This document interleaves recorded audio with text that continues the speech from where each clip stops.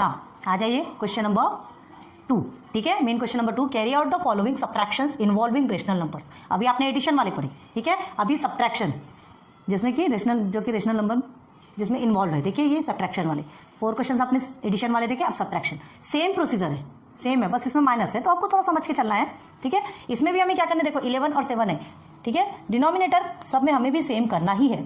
तो देखिए 11 और 7 दोनों भी प्राइम नंबर है ना, फैक्टर्स निकाल सकते हैं, है ना तो इसे डायरेक्ट सॉल्व कर सकते हैं। तो हम क्या करेंगे, इसका 11 7 से करेंगे और 7 11 से करेंगे, तो डिनोमिनेटर सेम हो जाएगा, ठीक है। और जो डिनोमिनेटर के साथ में जिसका मल्टीप्लाई करेंगे तो न्यूमरेटर के साथ में भी सेम मल्टीप्लाई करना ही है, ये तो कंफर्म है। तो इज इक्वल टू क्या लिखेंगे, देखिए यहाँ पे 7/11 है आपका, ठीक है। तो 11 के साथ में हम 7 को मल्टीप्लाई करेंगे, तो इसे भी 7 के साथ में मल्टीप्लाई करेंगे। अब ये माइनस है, उसे ऐसे ही रहेंगे।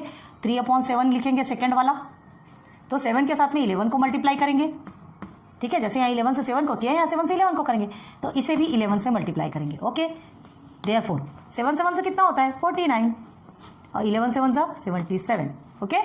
चलिए 3 11 से कितना होता है 33, और 11 7 से 77। आगे क्या दोनों का भी डिनोमिनेटर सेम, अच्छे से देखो दोनों भी डिनोमिनेटर सेम आ गए, बस दोनों डिनोमिनेटर सेम आ गए, मतलब हम उसे 1 कर देंगे और ये दोनों को एक साथ लिखेंगे, 49 माइनस 33, क्लियर है। तो 49 माइनस 33 करेंगे तो हमारा आंसर कितना आएगा, देखिए 9 में से 3 को माइनस करेंगे तो आपका 6 आता है, और 4 में से माइनस करेंगे तो आपका 1 आता है, 16/77।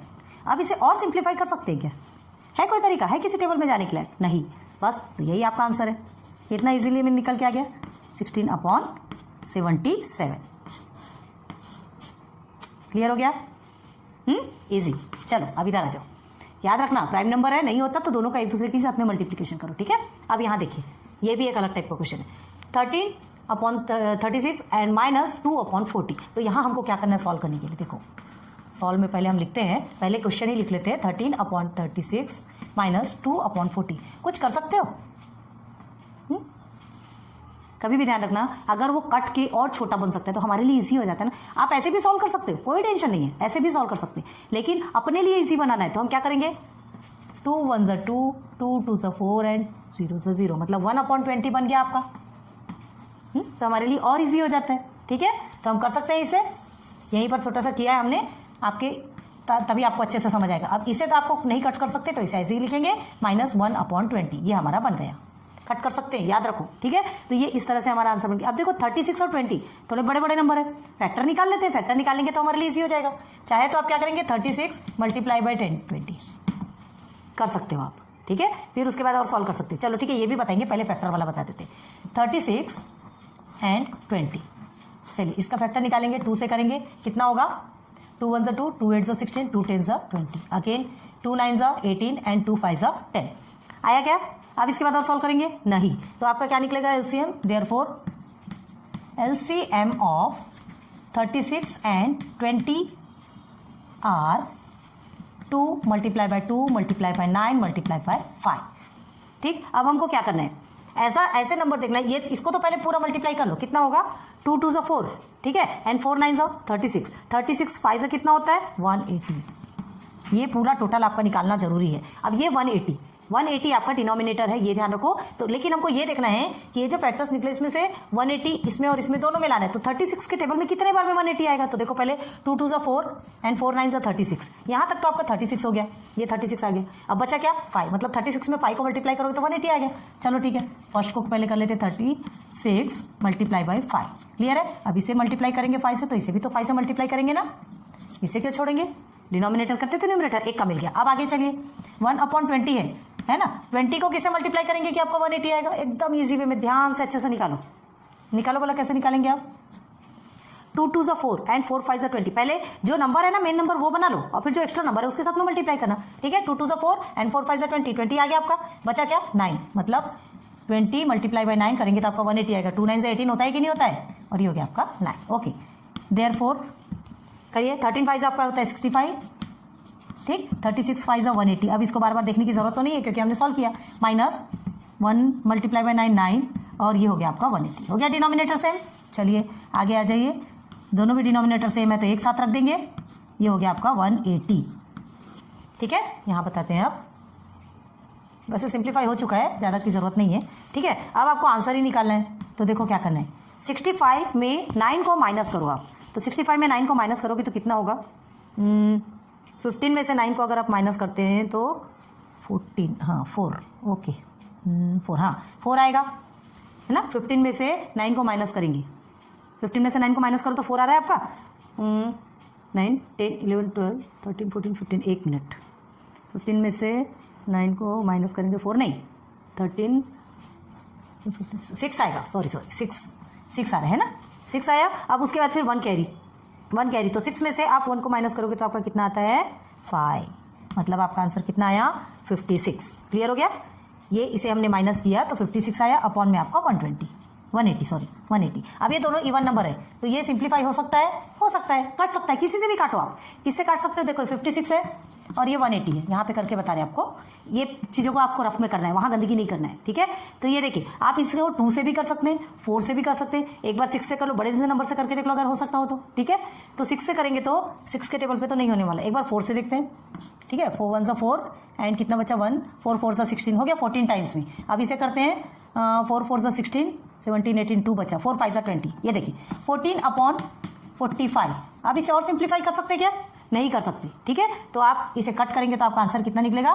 14/45।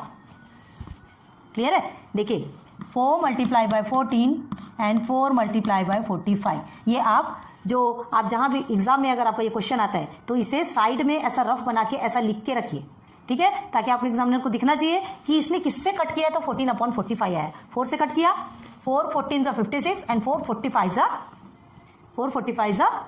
180। क्लियर हो गया? तो ये आपका आंसर है। Therefore answer is 14/45। अगर इवन नंबर है तो हम सिंप्लीफाई कर सकते हैं, तो बिल्कुल सिंप्लीफाई करके छोटे से छोटा रिड्यूस नंबर निकालना है आपको, ठीक है। नोट डाउन करो।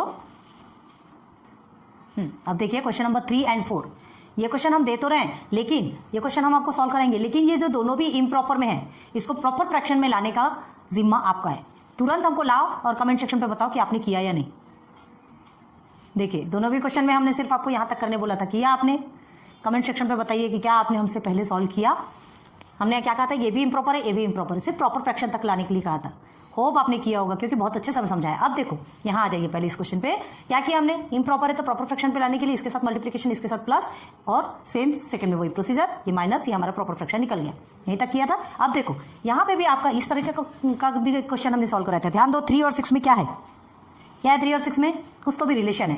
3 के टेबल में 6 आता है, मतलब इसे कुछ भी करने की जरूरत नहीं है। हमें क्या करना है? सिर्फ 3 को 6 में कन्वर्ट करना है, मतलब डिनोमिनेटर हमको 6 लाना है। तो क्या करेंगे? 3 के टेबल में कितने बार में 6 आता है? 3 2 6, ठीक है। डिनोमिनेटर से किया तो न्यूमरेटर से भी करेंगे। अब इसे हम एज इट इज रखेंगे क्योंकि हमको तो 6 ही लाना है और ये 6 है। देयरफॉर क्या हो जाएगा? 5 2 10 और ये हो गया 6 माइनस 23/6। अब इसको आप सॉल्व करो, तब हम नहीं बताएंगे। जो ईजी रहता है एक बार हमने बताया, अब नहीं बताएंगे, है ना। थोड़ा सा खुद को भी मेहनत करना पड़ेगा ना, हर चीज़ बताने वाली तो नहीं होती। हाँ चलो यहाँ पर बता देते। देखो क्या है? 10 - 23 आया आपका। क्या हुआ है? 10 आपका कौन सा नंबर है? छोटा नंबर है, -23 दे रहा है, ठीक है। तो आपका आंसर किस में आएगा? छोटा डिजिट में प्लस है लेकिन ऊपर है और बड़े डिजिट के आगे माइनस है, तो आपका आंसर माइनस में आएगा, ठीक है। सॉल्व तो आप वही करेंगे। देखो 23 - 10 आप करते हैं तो ये 3 और ये आपका 1, मतलब आपका 13 ही आएगा, लेकिन वो 13 आपका माइनस में आएगा। क्लियर है? बड़े डिजिट के आगे माइनस है तो हम माइनस ही लगाएंगे। क्लियर हो गया? तो हम क्या लिखेंगे? -13/6, ठीक। बस यही आपका आंसर है, आपको आगे जाने की जरूरत नहीं है क्योंकि और सिंप्लीफाई नहीं हो सकता। -13/6 इज योर फाइनल आंसर। ठीक से नहीं लिखा है, सॉरी, -13/6। इसे इस तरह से रफ में करके रखिए, तब आपको समझ में आएगा, ठीक है।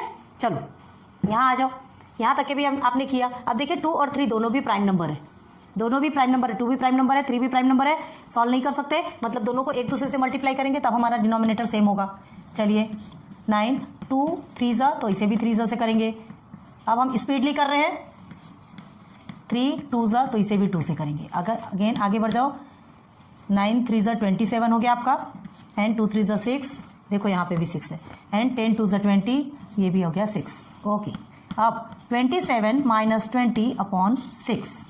देयरफॉर 27 में 20 को माइनस करोगे तो कितना होता है? 7 आता है। 6। अब देखो यहाँ पे क्या है, यहाँ देखिए बड़ा डिजिट आपका पीछे इसलिए माइनस में आंसर है, यहाँ बड़ा डिजिट आपका सामने है इसलिए आपका आंसर प्लस में आएगा, यहाँ माइनस में आंसर नहीं आएगा। याद रखो जो भी साइन बड़े डिजिट के आगे रहता है वही साइन हमको लगाना पड़ता है। बड़े डिजिट के आगे प्लस है तो 7/6, therefore answer is equal to 7/6। Complete, समझ आ गया? Final answer. इसे ज़्यादा समझाने की जरूरत नहीं है, बहुत किया है आपने।